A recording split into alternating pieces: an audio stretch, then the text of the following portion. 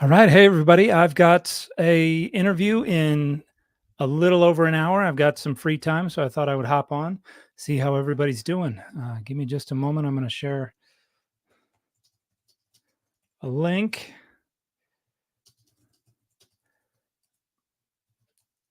Now we'll get back to things.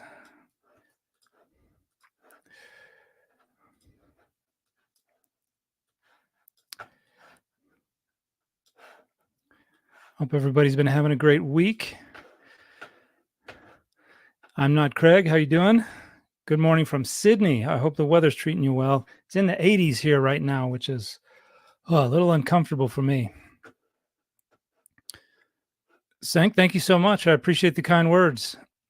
Hi, Mav, Ralph, Gabriel, Josh. Thank you for the kind words, Lloyd. I appreciate it. I am just going to share this link in a couple more places just so some other folks can hop on. Philistine, glad it's been a great week for you. Franklin, Jonathan, hi from Missouri. Ooh, I hope it's not too muggy out there right now. It can get pretty warm. Grades turned in and classrooms are clean. Summer vacation, that's wonderful. My three daughters, their last day of school was last Friday, so it's great to have them home. Hi, Inner Peace in San Antonio. Hi, Kevin. Jeanette, hi from the Netherlands. Ooh, hope you're doing well over there. Daniel, that last series of videos about the postmodernist guy was really good. Thank you. I appreciate that. I've got another one I've got to respond to. He put something else out there and made some more accusations. Brent, I loved X-Men 97. I loved the nostalgia of it. I loved that they matured the themes and the things they were doing. I thought it was powerful. And my wife loves Gambit and Rogue. And so she was a little torn up, but it was a really, really good series. And I'm looking forward to season 2. Low humidity today, Jonathan. Good to hear. Hello from Portugal. Well, yeah, I don't remember. I know it's not, maybe it's Benvenido, but thank you for joining us. Philosophia just popping in to say I enjoy your content. I appreciate the very kind words. It means a lot. Hi in Ontario, New Jersey, and Texas. I bet it's a lot warmer in Texas than it is right here right now. Not too muggy near Adamon Diamond. I know I can get muggy there sometimes, but good to know the weather's treating you well. Have you thought about debating James White? No. What year was it? I think 2011. I responded to a blog post of his, and then he responded, and I posted some more responses, and I realized that he doesn't really have a good grasp on critical scholarship. He was appealing to, rhetoric from the fundamentals back in the early 20th century, so he doesn't really know what he's talking about.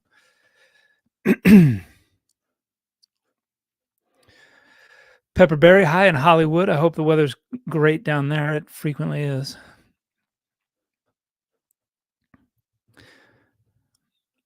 Any collab with Esoterica or Religion for Breakfast? Actually, yeah. I'm working on one thing with Esoterica, working on another thing with Religion for Breakfast. So we've got some things in the works, but it's been busy. So I'm hoping this summer I have more time to get to everything. What's the fit today? Well, the shirt I have on right now is what side is better? Just a Marvel ensemble shirt, something I've had for a while, that I throw on when I'm not, when I'm not going out.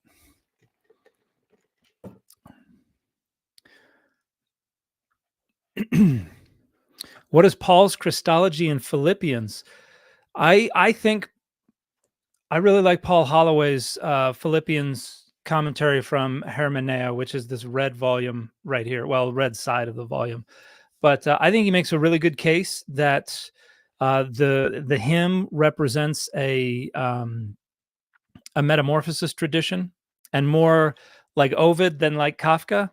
But basically that Paul thought of Jesus as I think a combination of a few different pre-Christian ideas about divine intermediation, whether it's exalted human or lead angel or something like that. I tend to think that the main driving concept was this idea of the divine name as a vehicle for divine agency. So whoever has been endowed with that, whoever is the authorized possessor of that vehicle for divine agency, is then kind of like a divine image, a walking, talking divine image, can manifest the deity, can do what only the deity is supposed to do. Um, excuse me, that's my opinion. I talk about that in the appendix of my book, Adonai's Divine Images. And I also have a paper on that you can find through my link tree called Cognitive Perspectives on Early Christology. Will you do a video on what the Bible says about venerating icons? I think there's still icon veneration going on in a lot of ways within Christianity. I mean, and I talk about it in part in this book, that we didn't do away with idols. We just renegotiated what an idol or a divine image was. And the text of the Bible, whether we're talking about the law or we're talking about the Christian Bible, in many ways functions as an icon, because it is doing what icons are there to do. They're there to presence the deity so that you can do whatever needs to be done vis-a-vis the deity. And so to the degree that people think having the scriptures with them, reading it, like, brings the spirit, it's kind of doing the same thing. And so I think that they didn't get rid of icons. They just renegotiated what an icon was and how you interfaced with icons. Can you talk about Eve coming from Adam's rib? Is it a good translation? It's a word that means side, but it can refer to, like, if you use it in reference to a boat, it can be like the kind of the ribs of the boat or the side of a building. But you also have immediately after that Adam saying, "This is bone of my bone and flesh of my flesh."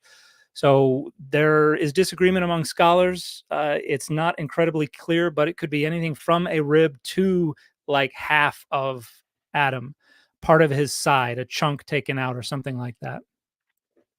But the idea is just that the suitable companion is someone who is made of the same thing. It comes out of man.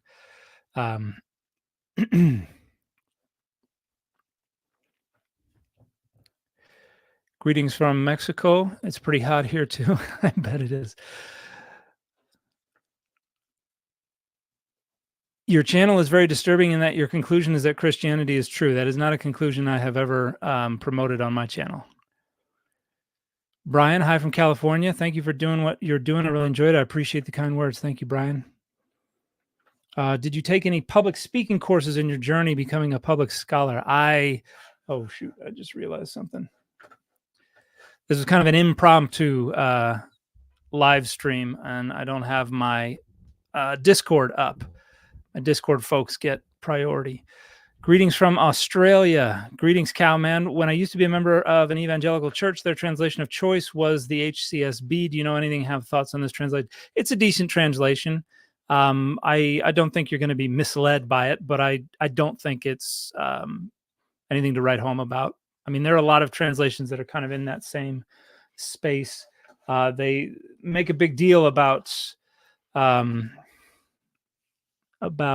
striking the right balance between word for word and thought for thought, if I'm remembering correctly. I think that's the Holman Christian Standard or something like that.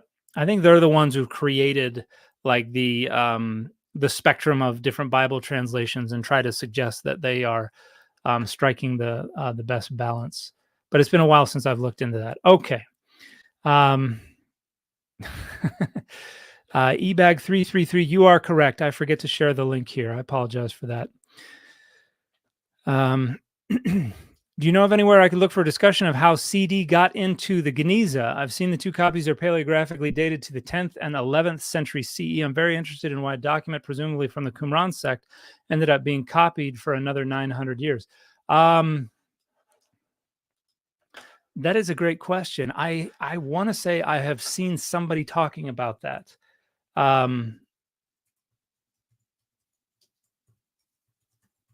Give me just a minute.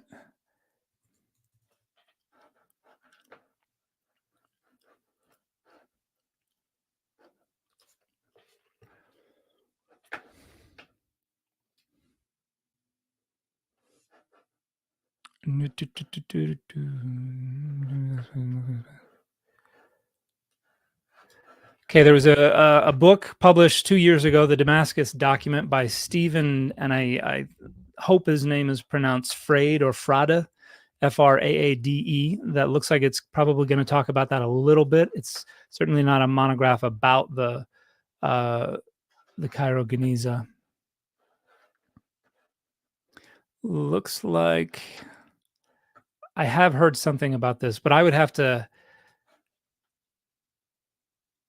dig that up a little bit. Did Wacholder do something? Okay, so yeah, looks like Ben-Zion Wacholder published a book in 2006, the New Damascus Document, the Midrash on the Eschatological Torah of the Dead Sea Scrolls, Reconstruction, Translation, Commentary, and talks about the two so-called Damascus documents from the Cairo Geniza, presenting a new organization and understanding of these texts.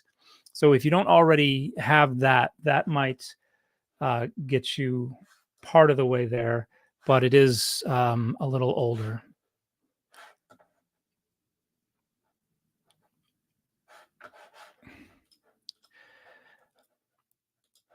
All right, Oblates of Lectio Divina. Hi, Dr. Dan. Hello. Could you speak a little bit about the difference and similarities in how Judaism speaks about the divine presence, Shekinah, and evangelical Christianity ideas of the Holy Spirit?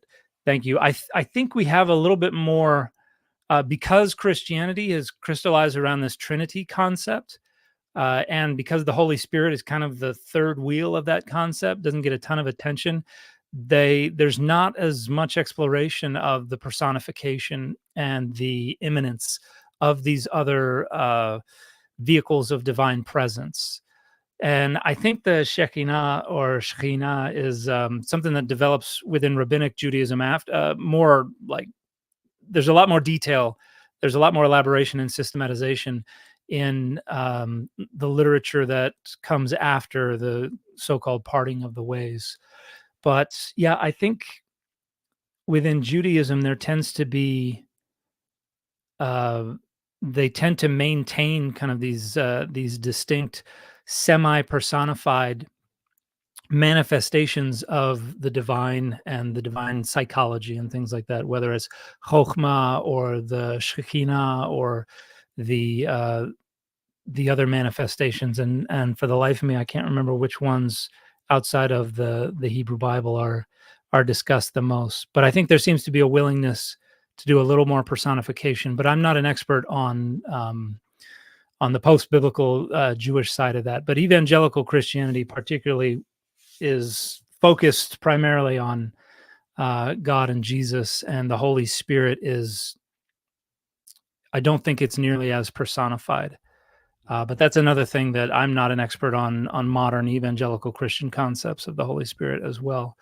But I do recall seeing lots of people talk about how it's not addressed nearly as much within Christianity as you would expect for the third member of the Trinity. But that's definitely a gap in my research. I've gotten some requests to do stuff about the Holy Spirit on the podcast, and we did one episode on it. But there's definitely a lot more to cover. So that's something that I hope to take a little bit more of my free time this summer to get deeper into. Shamgar's Oxgoad says, "Hey Dan, hope you're having a good day. I am. I've got ice on my back. I got an injury last week to my back, and I've been out of commission for a bit. So it's getting better. The Bible ignores King Omri, but as I understand it, Omri was a pretty successful king who also likely promoted Yahwism. Probably the most successful king. That was when Israel, the northern kingdom at least, reached its peak. And that's what they were always trying to get back to. But Omri was kind of vilified to some degree. What more do we know about Omri and his dynasty historically? Also, is it true that we have nothing on King Josiah other than the Bible, not even a record of an encounter from King Necho in Egypt? Our earliest references to Adonai as the patron deity of Israel, for instance, in the Mesha inscription, refers to Omri. And he ruled for decades in the middle of the 8th century BC. No, excuse me. Oh gosh, I got my timelines mixed up a little bit. It was in I'm mixing up the 8th and the 9th century BCE, but that's the first evidence we have for like a kingdom. Before that, we just have whatever we can reconstruct from the archaeology, which suggests that there's some administrative centers and things like that. But you see the most growth beginning with the Omride dynasty. And there are a bunch of texts that talk about that. In fact, I think, yeah. Okay, here is that a book? Oh, that's just a paper. Okay, 2016, Omer Sergi published a paper called The Omride Dynasty and the Reshaping of the Judahite Historical Memory. Now, I know I hope y'all can still hear me okay. I messed with the settings on my interface earlier today, and I don't know if everything's coming through great. Hang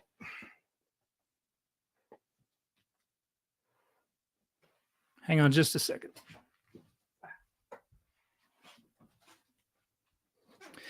Okay, Omer did publish a book. This came out, I want to say last year. The Two Houses of Israel, State Formation, and the Origins of Pan-Israelite Identity. And I'm not too deep into this book yet, but this is going to have wonderful discussions of the Omride dynasty. Now, I know for a fact that I have some other stuff. Here we go. Here's a book that's that you might check out.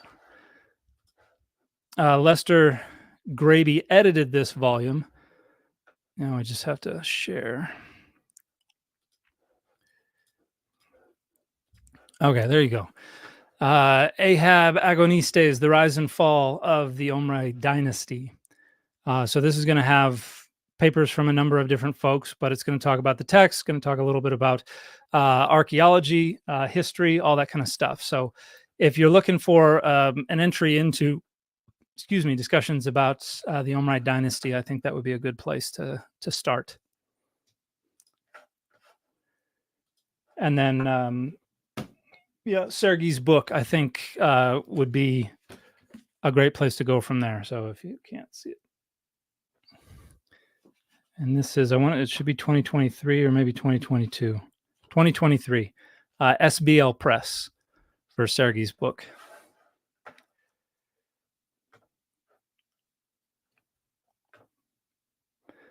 Dan, can you confirm or deny if you'll be a part of this year's New Insights into the New Testament? I don't know what that is, so I can probably confirm that I will not be a part of that.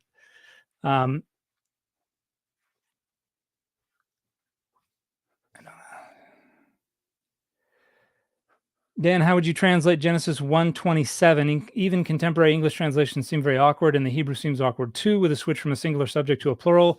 Not that I speak Hebrew. How it is translated is obviously important for how much misogyny you can justify.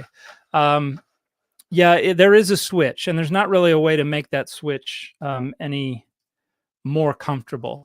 God created the Adam, the human, in his image, comma, period. In the image of God, he created him, male and female, he created them. And there have been a lot of different interpretive traditions regarding how to deal with that.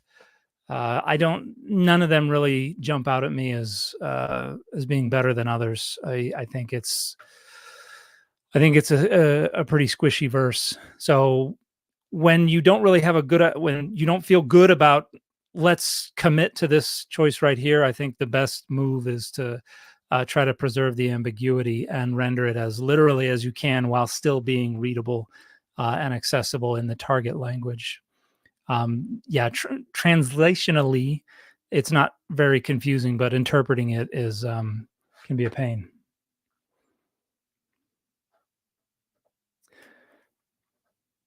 Yeah, the root shachan is biblical, to tent, to tabernacle, but the noun form isn't used in any of the biblical texts from memory.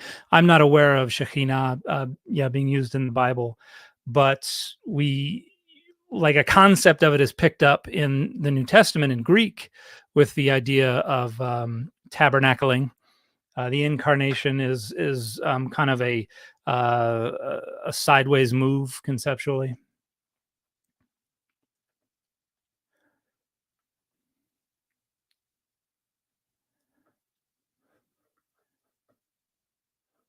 Dan sounded as good as the hosts on Escape Hatch. That's not common on that pod. Well, I'm flattered. I'm glad to hear that everything sounded okay.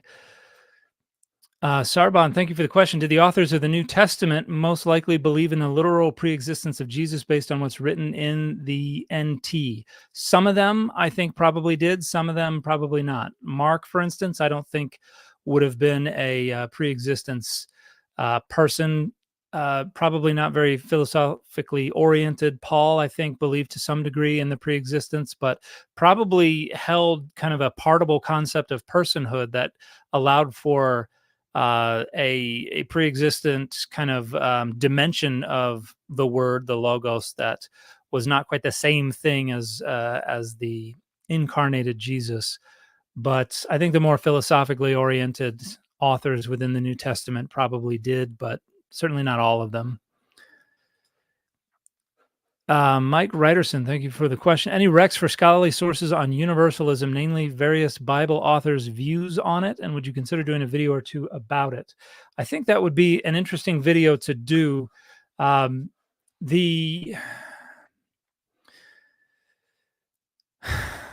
trying to think. I don't know of any discussions where they use the term or the framework of universalism to discuss the biblical texts themselves, but there is a what is the name? There is a word that develops within early Christianity. Origen and Eusebius are associated with it. Apokatastasis. I don't know if I've got the emphasis on the right syllables there, but Origen is someone who was said to have leaned into a concept like that. Some of the Gnostic stuff leans into that a little bit, where the dumb, the stupid, the people who don't have the right knowledge will undergo refining until they gain the proper knowledge that they can ascend and return to the pleroma. So I think you get it in a few different places.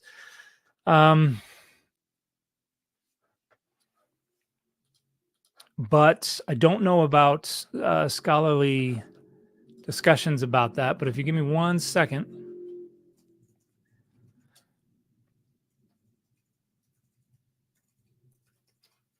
I think you're going to have a lot of patristic discussions about that.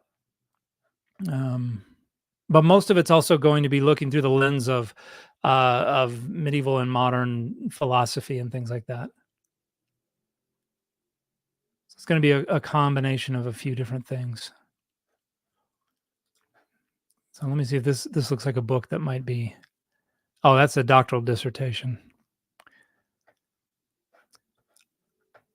Apokatastasis and Exegesis, a comparative analysis of the use of Scripture in the eschatological universalism of Clement of Alexandria, Origen, and Gregory of Nyssa, or Nyssa. So, there's definitely stuff being published on it. Oh, here, this might be a book from Brill. This is a book?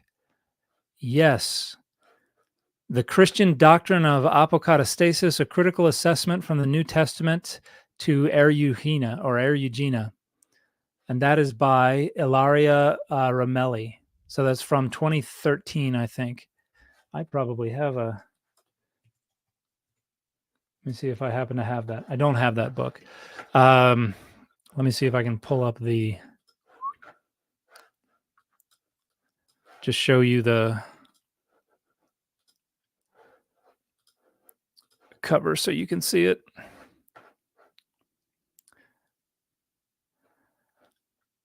So it looks like 4 segments and then the front matter. That might be a good start, but I can't speak intelligently about the scholarship on that. Dan, here's a good question I saw in the chat, if it's all right to pair it here. Sure. In a lot of your videos, you say ball cycle and Jacob cycle. What is a cycle and what are other examples? It's like more than just a simple narrative. It's kind of a, well, yeah,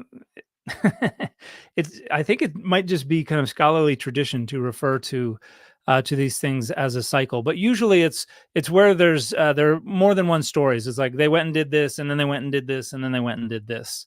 And sometimes it's kind of a travel log where they go out and back, or sometimes it's pursuing something and failing, and pursuing something and failing. And so in the Jacob cycle, in the ball cycle, in the Abraham cycle, not so much in the Isaac cycle, but they still refer to an Isaac cycle. You have kind of stories of going out and trying to achieve things, and then going out and trying to achieve things, and then going out and trying to achieve things. That's my best guess, but honestly, that's something that I've picked up just because that's how it's discussed in the scholarship, and I haven't thought hard about that. So thank you for pointing out a gap in the things that I'm thinking about. What do you think the overall relationship between Mark and Paul is, if any? I don't think I'm sure Mark knew of Paul, but Mark strikes me as someone who is probably wouldn't have been a big proponent of the Pauline community.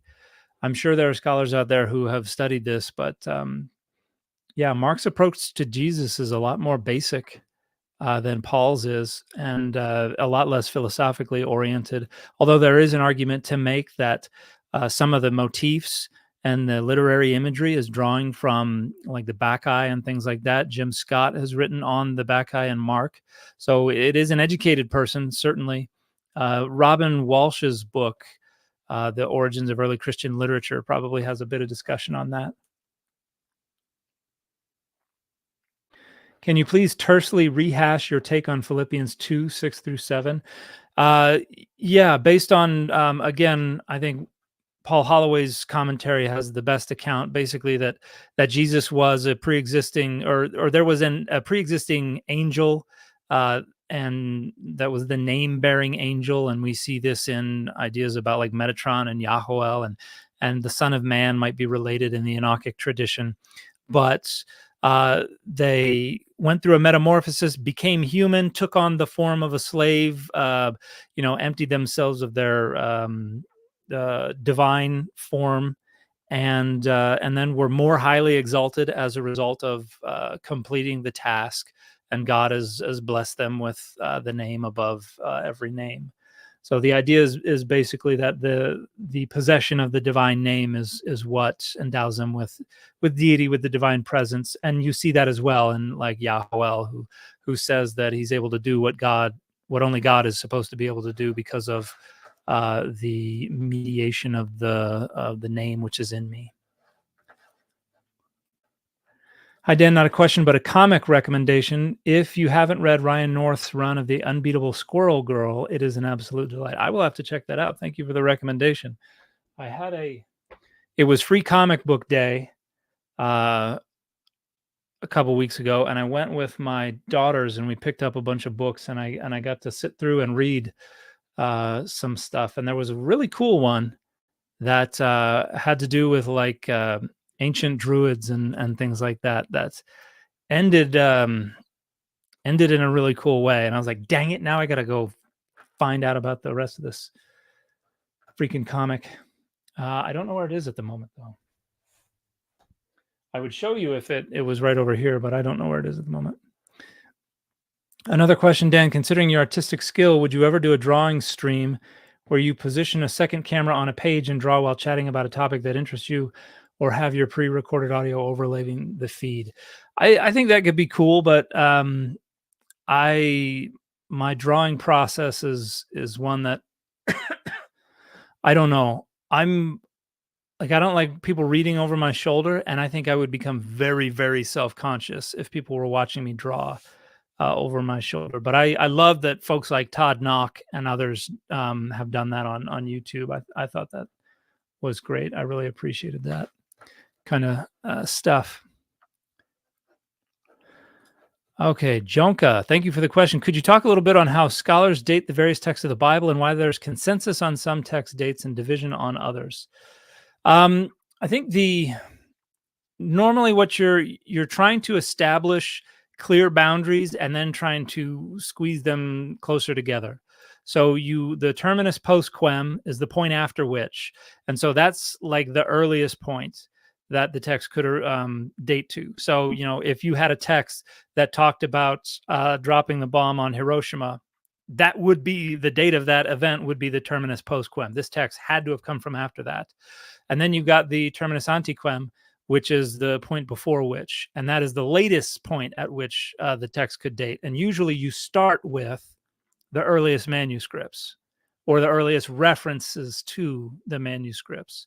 And then from there, you've got a window of time. And then you try to use what you can reconstruct about the history, about the paleography, about the literary motifs and imagery and things like that, any historical figures that might be mentioned. You try to use those to reason your way towards where within that window makes the most sense. And so there are times when it's a lot easier than other times, and there are periods when it gets really, really difficult. And the best we can do is say somewhere in this 100-year period. And when you're looking at thousands of years, that doesn't seem like a big chunk of time. But when you think about 100 years ago and say there was this text and we don't know if it was written sometime between 1924 and today, that's a long time.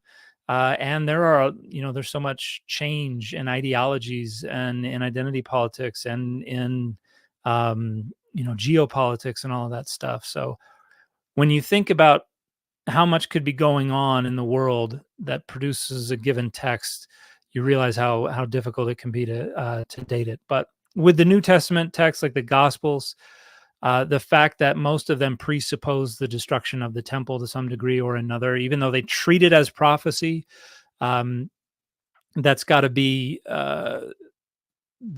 one of the markers. Although, there's also a degree to which sometimes people do accurately predict the future, not through supernatural means, but just seeing the writing on the wall. Somebody, the Gospel of Mark could have been written in 69 CE and could have said, yep, temple's destroyed, because, they knew that was in the mail, in the post, as they say. So you've got to weigh all of that and basically just try to come up with an argument for what makes the most sense, what makes the best use of the data. And sometimes scholars agree in large part about that, and sometimes they disagree. And so a lot of younger scholars wanting to try to put their mark on the scholarly world will challenge that stuff. And I think that's always helpful, because the more challenges you get to the consensus views, the more you have to respond to those challenges, and the more refined and careful and hopefully accurate the arguments become. And so, as much as I poo-poo apologetics, some apologetics can be helpful because it can spur more thought, more critical thought, and can spur better and more precise arguments. So it's always helpful to have input, even if it's not from people who agree with you. And so, like, for instance, the comment about why they call it a cycle, that's something that I never sat down and thought hard about, and I have no real good answer for it. But it takes someone who is not as conversant in all of the jargon to come in and say, "Can you explain why you use that language?" to make us realize, hey, our language is not incredibly helpful. But yeah, hopefully that's a helpful answer. That gets most of the way there. BT, thank you for the question. Any Buddhist studies scholars you would recommend? I've got to be honest. I have met some Buddhist studies scholars in the past, but only briefly in passing at conferences and things like that. So I'm sorry, I couldn't recommend anybody off the top of my head. If I could probably go back through emails and comb through and find some references, but it would just be, these are the people I happen to know. So I'm afraid I'm not incredibly helpful with that question. Brent, is there crossover to epistemology on this channel? I don't like to get deep into the weeds about epistemology, particularly because that's frequently just an attempt at a rhetorical wedge. Apologists like to retreat to the uncertainty of epistemology as a way of muddying the waters and getting bogged down in complex philosophical things. I think things like the cognitive science of religion and cognitive linguistics do an awful lot to show us how the mind works and how we create the meaning that we do. And so I like to stick to what we can reason from empirical data, from experimentation, and realize that trying to peek under the hood beyond our ability to test is always going to be speculative and frequently is just rhetoric anyway. So I respect epistemologists and folks who look deep into that, but I've seen it used prophylactically so frequently that I don't really have an interest in getting bogged down in that. There's a wonderful book by Kenton Sparks called God's Words in Human Words. God's Word, singular, in Human Words, which goes into pretty deeply into epistemology and explains why it is frequently a rhetorical deflection, particularly for evangelicals engaging with critical scholarship. But thank you for the question. Ethan, thank you so much. As long as evangelicals believe the Bible is the authoritative, divinely inspired word of God, would you consider it impossible to make the case to them for affirming theology, even for intimacy? I think that it depends. For evangelicals who are just using opposition to the LGBTQ plus community as an identity marker, leveraging it as a tool for their identity politics, yeah, I would say it's impossible. There are an awful lot of sincere evangelicals out there, though, who feel trapped between what they know is right and what they think they're commanded to do. But there have also been a lot of very good cases to make that this is an ongoing project, and that's the writing is not in stone. And so there is Richard Hayes is coming out with a book shortly that will argue. Richard Hayes apparently wrote a book back in the 90s that argued directly against affirming theology, and that was very influential. And now it sounds like he's changing his tune. And I don't remember the name of the book off the top of my head, but there have been a lot of evangelical scholars who have pointed out, hey, we've negotiated with stuff in the past based on our experiences. And so we should be open to negotiating this as well. We should make a good case for it, but it should be open for negotiation. In fact, I think I talk about one of those scholars in the conclusion of my book, which is now with the publisher, by the way. Very excited about that. Where did I talk about that? Okay, there's my conclusion. And I talk about Hayes. Luke Timothy Johnson has, I think, posted something about this. Yeah, he says, implicit in an appeal to experience is also an appeal to the living God whose creative work never ceases, who continues to shape humans in his image every day in ways that can surprise and even shock us. So he goes on to argue that there's a way to do this while still maintaining a divine inspired view of Scripture. But people do it in a lot of different ways. Chanchu got into an argument online with someone arguing that the widespread uniformity of the title of the gospel titles, Syriac, Latin, etc., is evidence that the gospels must have been circulated with the official titles. How would you respond? By pointing out that the titles occur in different parts of the manuscripts. In our earliest manuscripts, they're not always in the same place, which is usually indicative that they've been added by scribes rather than just passed on by scribes. I think the theory that the attribution of authorship took place between around 140, 150 and 170, 180 probably makes the most sense to me. Probably all four of the Gospels were sent out in a manuscript that probably originated in Rome with the traditional authorship assigned, and that became the tradition that spread from Rome. I really don't think there would be much competition. I don't think you need to. I think that covers most of the bases. But yeah, when you look in the earliest manuscripts, sometimes the titles are at the end, sometimes they're in a margin, sometimes they're at the beginning. So that is usually not indicative of something that is innate, original to the actual composition. I'm skeptical that the slow turnaround toward affirming is out of necessity to preserve the institution of church bodies. That's fair. All right. Did I just... Sorry, brought that back up.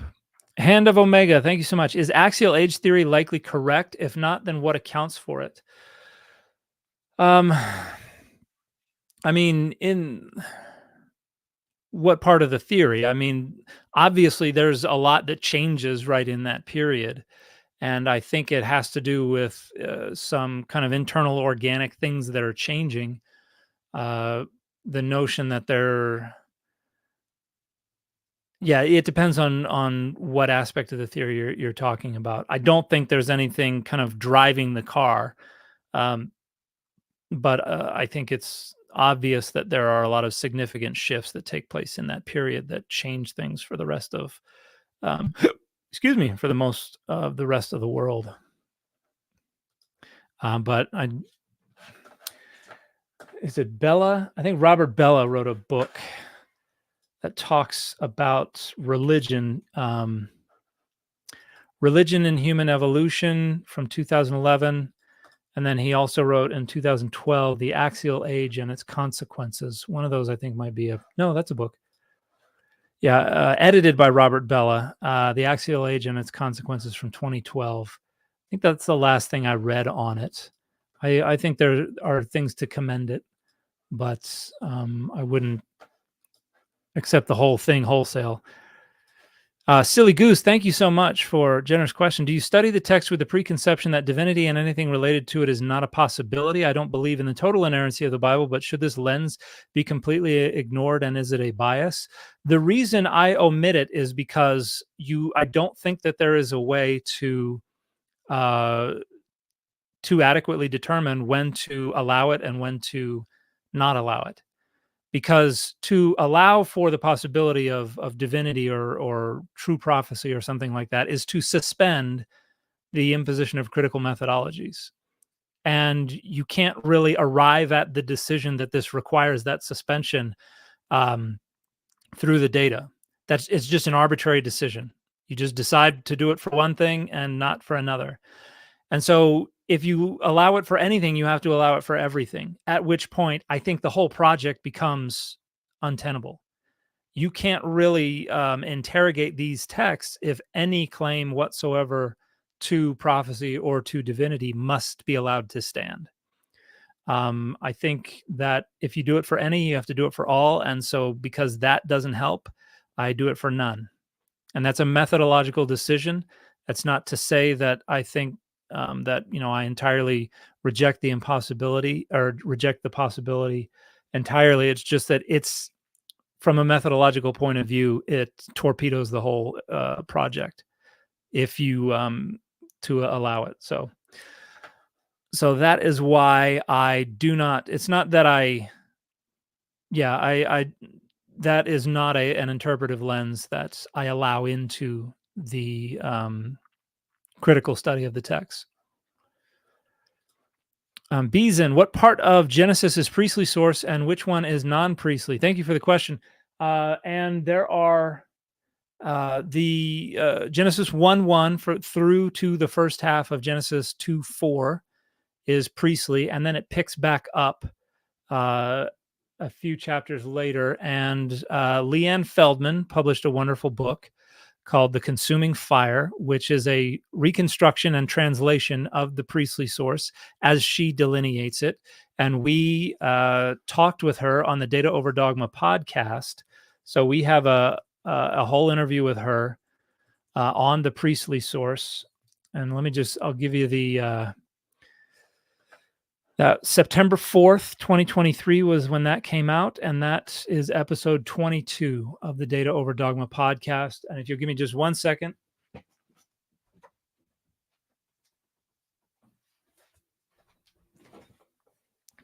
Here is the book, The Consuming Fire, the complete priestly source from creation to the promised land. So if you flip through it, there's a good introduction. It starts with Genesis 1:1, and then after 2:4a, she goes to 5:1. We go through most of chapter 5, and then through jumping around a little bit in chapter 6 into 7. Jumping around a little bit in 8 and 9 and on to 10. So yeah, you can check out the whole thing in that one.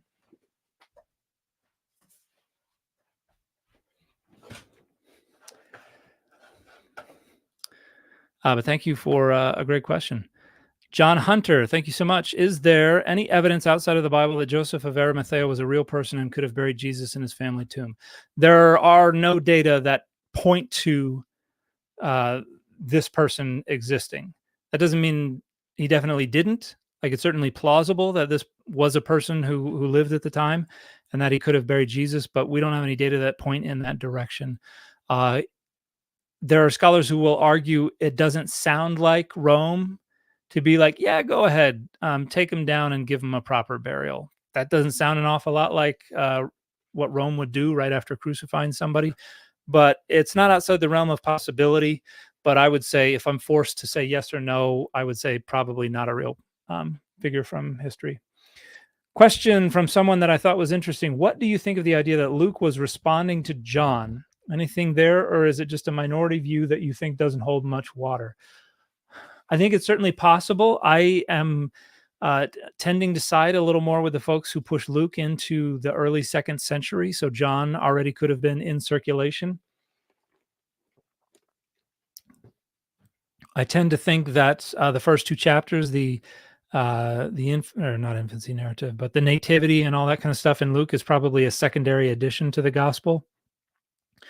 But it would be interesting to pursue. I'm sure there are details of the argument I could not possibly anticipate and would not be able to speak to in anything remotely approximating an adequately informed way, just because that's not my specialization.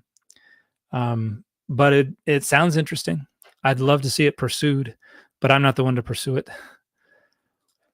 Lone Vault Wanderer 1919, thank you so much for the question. Since the Romans deified and worshipped emperors after their death, could the disciples have also chosen to deify Jesus after his death rather than having to have some sort of vision of resurrection?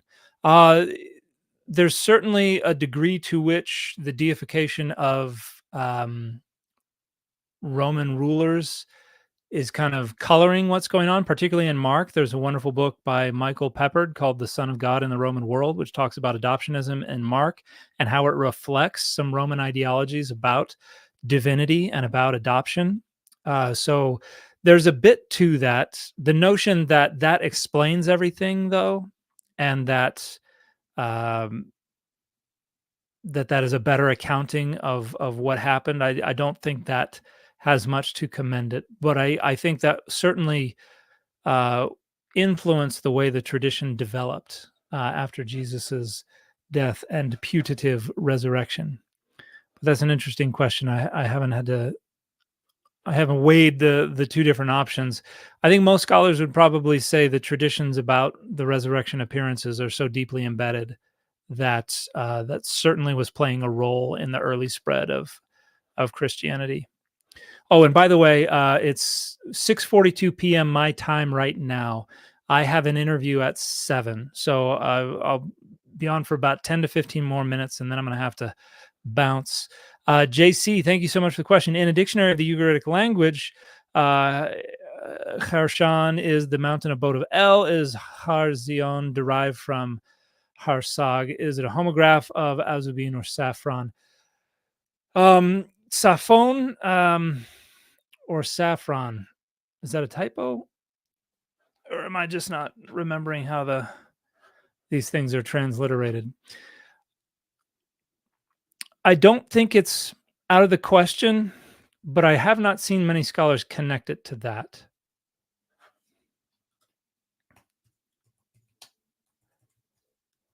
I would have to look into that. It's been a while, but the idea of El's mountain abode and palace and everything like that certainly sounds like it could resonate with that.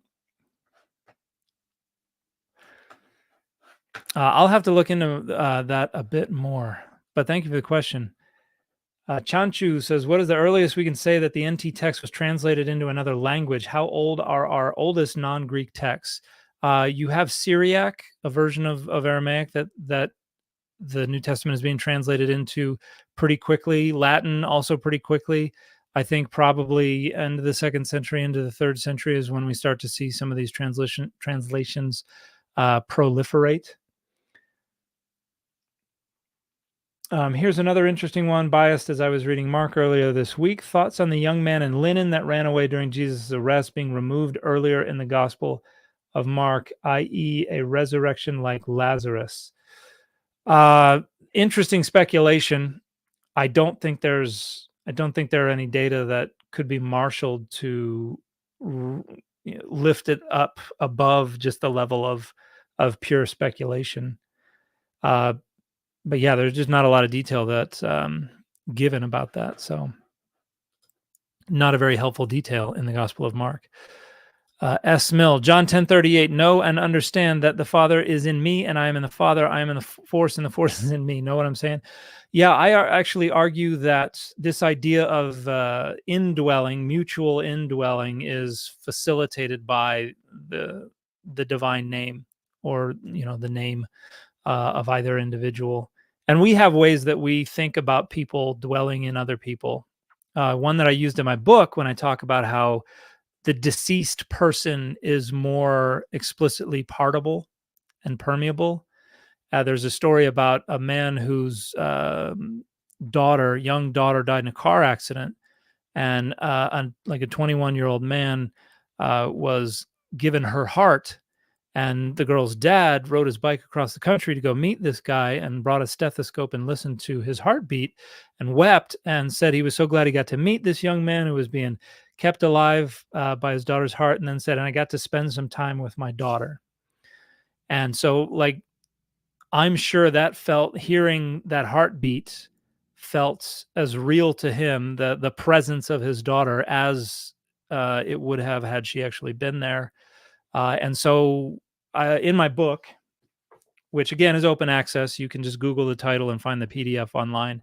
I talk about how personhood is constituted and how divine images are kind of drawing on this idea of partible and permeable personhood, and loci or locations of agency and presence and cognition and emotion and things like that can leave one person or body and go enter another. So I think John is riffing on that a bit. John's not a cognitive scientist, but at least they are, I think, philosophically thinking about the name as a communicable vehicle of divine agency. But yeah, that's a text that I bring up in the forthcoming book in my chapter on, does the Bible say Jesus is God? Kevin M., thank you so much. Best book to learn all about Adonai becoming God. I can give you a couple of recommendations.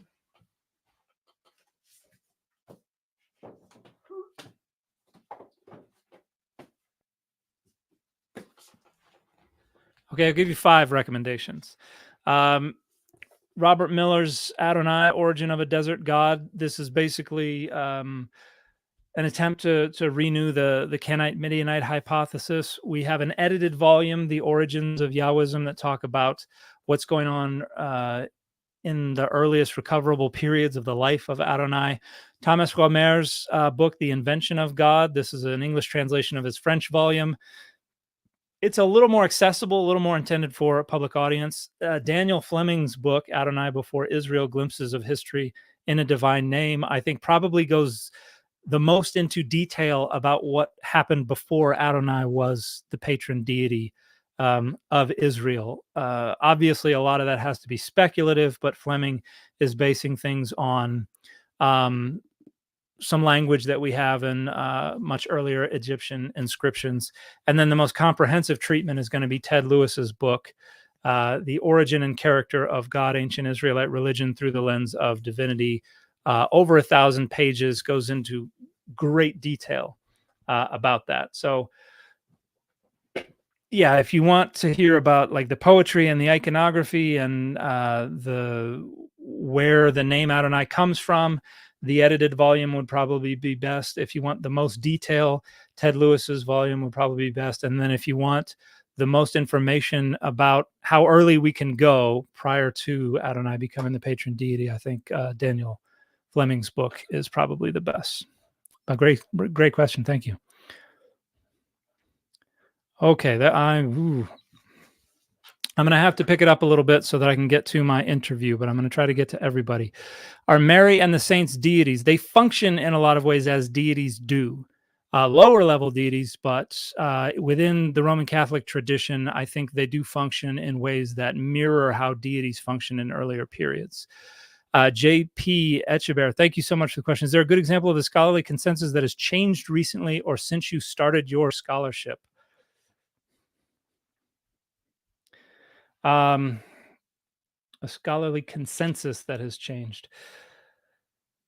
None are springing to mind, but I do have a survey that I'm trying to get out that will go to biblical scholars that will hopefully be large scale enough to be able to gather some robust data about consensus views. And I think that might help chart how consensuses are changing.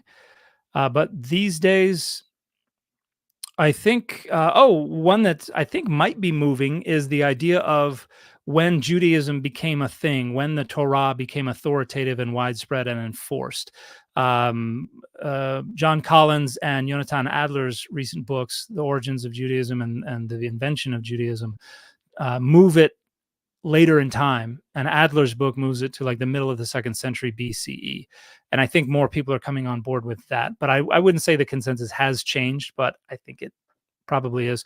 The other thing would probably be the rejection of Moloch as a deity, understanding it as a word that referred to a specific type of offering. I think that is another consensus that is in the process of changing. Bill Courtney, thank you so much. Hello from Texas. Hiya. Yes, it's hot. I love your channel. Thank you so much. I have 2 subjects. Can you discuss the Tammuz cult? There's not an awful lot that we know about the Tammuz cult. There's just a handful of references from what I know off the top of my head. Also, what is your opinion on the documentary hypothesis of the Torah? I tend to be among those who just refer to P, D, and non-P. Where I don't think J and E are full documentary sources. So folks like Leanne Feldman and Joel Baden, who are a little more in the neo-documentary hypothesis camp, I would probably go in the other direction, closer to folks like Conrad Schmid and David Carr. But yeah, that's not my specialization, so I couldn't go into too much detail about why, but those arguments make the best sense to me. But thank you so much. Robert Shields, thank you so much. How complete is our understanding of biblical Hebrew? Could we translate a modern text into biblical Hebrew for funsies? Yeah, it's fairly good. We have an awful lot of detail, and the Ugaritic material, the Dead Sea Scrolls, we discover material all the time that helps us to fill in gaps. There's still an awful lot we don't know, but yeah, we that was something I had to do as a graduate student, was translate text into biblical Hebrew. Not all the vocabulary is there, but we understand it fairly well. Who has a better view of Jesus, Islam of Christianity? I think, scholars of early Christianity, I think, have a more accurate view of the historical Jesus. I think both Christianity and Islam, if we're talking about devotees of these traditions, they're both prioritizing Jesus within their tradition rather than a historical reconstruction or something like that. So in that regard, I think I don't think either of them are significantly better than the other. Daniel, thank you so much for the question. Could you explain Ecclesiastes 7:27 and 28? I can look real quick. See, this is what I found, says the teacher, adding one thing to another to find the sum, which my mind has sought repeatedly, but I have not found. One man among 1,000 I found, but a woman among all these I have not found.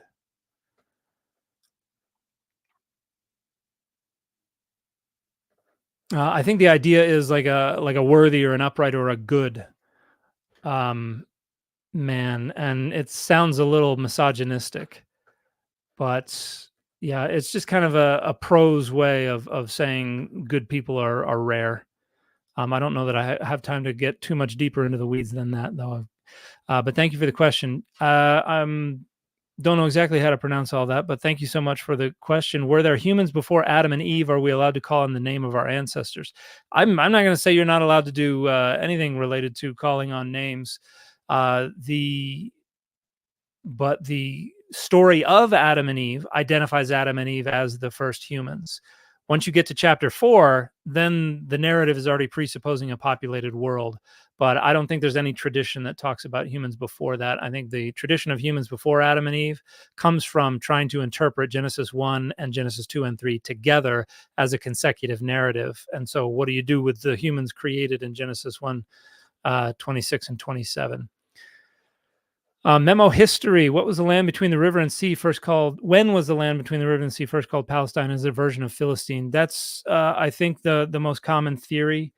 We first see it in like Greek and Roman sources with Herodotus and later, so it goes back pretty far.